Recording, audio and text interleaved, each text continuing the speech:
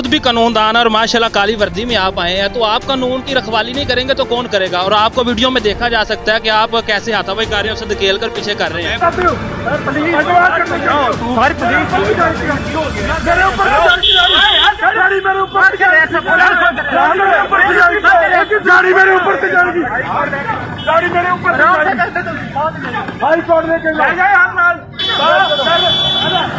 गाड़ी ने रास्ता बंद किया था, आप ड्राइवर को भी कह रहे हैं अंदर बैठ बाहर ना निकली, तो आप मुकम्मल तैयारी के साथ हैं।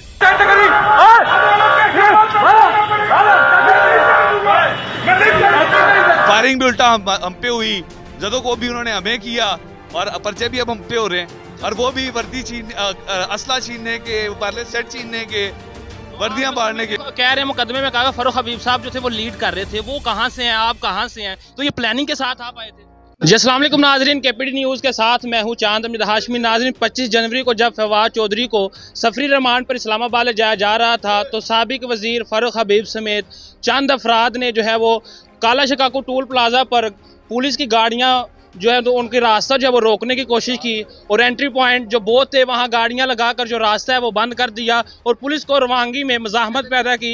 साबिक वजीर फारूक हबीब के साथ जो थे वो चंद अफराद थे। उसके बाद जो उन पर मुकदमा दर्ज हुआ जिसमें 10 से 12 अफराद जो थे वो शामिल थे। मुकदमे में डकैती, मुलजम को छुड़ाने, वायरलेस सेट छीनने और इसके अलावा जो कांस्टेबल था उसकी वर्दी फाड़ने की जो दफात शामिल थी।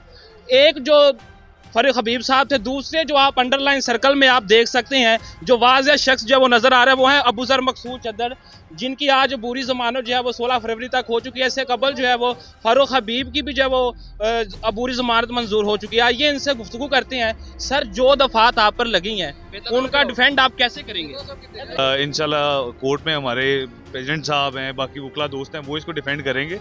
और हमने तो सिर्फ और सिर्फ कानून की बालादस्ती के लिए, कानून का एक मैसेज, हाई कोर्ट का एक क्लियर ऑर्डर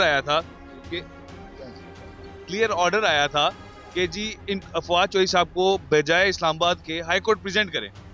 हाई कोर्ट के जज साहब ने 3 दफा वो मैसेज कन्वे कराया एसएसपी को जो लेके जा रहा था। हमने सिर्फ और सिर्फ हाई कोर्ट के ऑर्डर्स पे तामील करने को उनको कहा, और वहाँ पुलिस ने पहले झड़प शुरू हो गई जिसमें उन्होंने उल्टा फारूक हबीब साहब से बदतमीजी की, उनको ज़दकोब किया, फायरिंग की, बल्कि वहाँ वो चीजें तो अब ये अपने आप को जाने के लिए हमारे ऊपर पर्चे देते फिर रहे हैं। आप खुद भी कानूनदान और माशाल्लाह काली वर्दी में आप आए हैं, तो आप कानून की रखवाली नहीं करेंगे तो कौन करेगा। और आपको वीडियो में देखा जा सकता है कि आप कैसे हाथापाई कार्यों से धकेल कर पीछे कर रहे हैं। मैं फारूक हबीब साहब को बचा रहा हूँ, मैं अपने साथी को बचा रहा हूँ ज़दकोब होने से।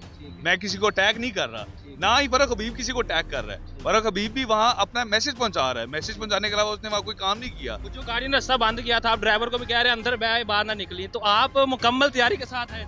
नहीं, मुकम्मल तैयारी के साथ नहीं थे। हम लोग सिर्फ गाड़ियों के पीछे इसलिए थे कि ये इनको किसी नामालूम मुकामात पे शिफ्ट ना करें, हमें पता हो कि कहाँ लेके जा रहे हैं। सिर्फ इसलिए मैं और फारूक हबीब और तशक्कुल वड़ैच 3 गाड़ियाँ हम साथ साथ कॉन्वॉय के साथ साथ थी।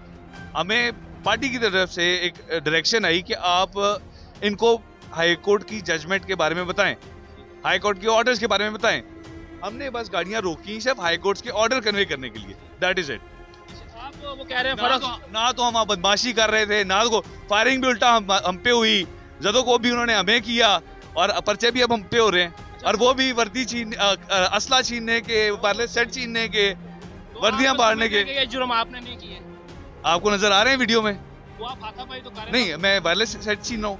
उस पूरे जो भी वो एपिसोड हुई है मिनट 1.5 मिनट की, उसकी वीडियो रिकॉर्डमेंट है हमारे पास भी है, वहाँ टोल प्लाजे वालों के पास भी है, और क्या कहते हैं उसके अलावा क्या कहते हैं उनके बंदों के पास भी है। फारूक कह रहे हैं मुकदमे में कहा फारूक हबीब साहब जो थे वो लीड कर रहे थे, वो कहाँ से हैं, आप कहाँ से हैं, तो ये प्लानिंग के साथ आप आए थे? नहीं, वही बात मैंने आपको पहले बताया कि हम कुछ गाड़ियाँ, कुछ चंद करीबी फवाद साहब के दोस्त, हम उस कॉन्वॉय के साथ साथ थे कि ये इनको जहाँ कहा जा रहा है वहीं लेके जा रहे हैं। जैसा कि उन्होंने उनको कोसार मार्केट थाने में रिपोर्ट करवाना था, सिर्फ हम इसलिए उनको फॉलो कर रहे थे।